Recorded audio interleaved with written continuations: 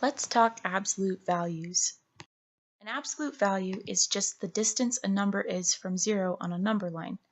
If we wanted to find the absolute value of 4, then on a number line, we would just measure the distance from 0 to 4 and find that the absolute value of 4 is just 4. If we did that same thing with negative 4, we'll notice that even though we're measuring in the opposite direction, because distances can't be negative, the absolute value of negative 4 is also 4. So here we have two numbers that are, one is positive, one is negative, but we end up getting the same absolute value on this side over here. Two different numbers, same absolute value. This is going to be true for any number. There are going to be two values, one positive, one negative, for which we get the same positive absolute value. This is what makes solving absolute value equations so interesting. Let's start by solving this simple equation right here. The absolute value of x is equal to 4. From the property that we just learned, we know that 4 is going to be equal to the absolute value of 4 or the absolute value of negative 4. So that means that x can equal 4, but x can also equal negative 4. Either answer will be correct. So we write both of these answers in brackets like this to show that x can equal either of these. Practice again with this equation here.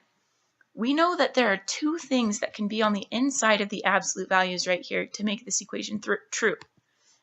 3 or negative 3 can be on the inside of the absolute values, which means that x plus 2 can equal 3, but it also means that x plus 2 can equal negative 3.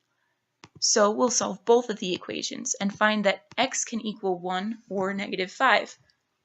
If we plug these two values back into the original equation up here, we'll find that for 1, we get positive 3 in absolute values is equal to 3.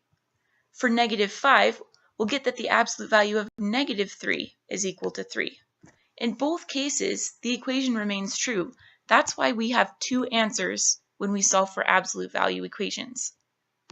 Now for equations like this, it's easy to see what expressions you will need to find the positive and negative value of, but sometimes we get equations that are a little bit more complicated. Look at this equation here.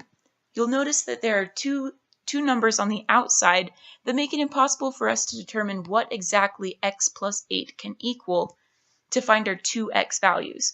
So before we can solve this expression right here, we're going to have to simplify the equation a little bit. To simplify these equations, I like to think of the absolute value expression almost as if it's like just a single variable. So in this case, I'm going to replace the absolute value of x plus 8 with the simple variable u, just to represent it while I simplify the expression. So I'll start by eliminating the negative 2, then I'll divide by 3, and I'll end up with the equation u is equal to 2.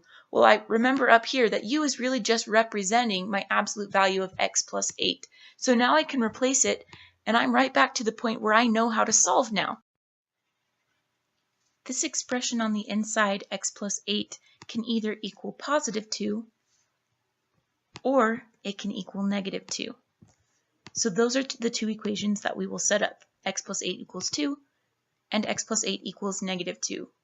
Now we solve for x by eliminating the positive 8, and we get that x is equal to negative 6 and negative 10.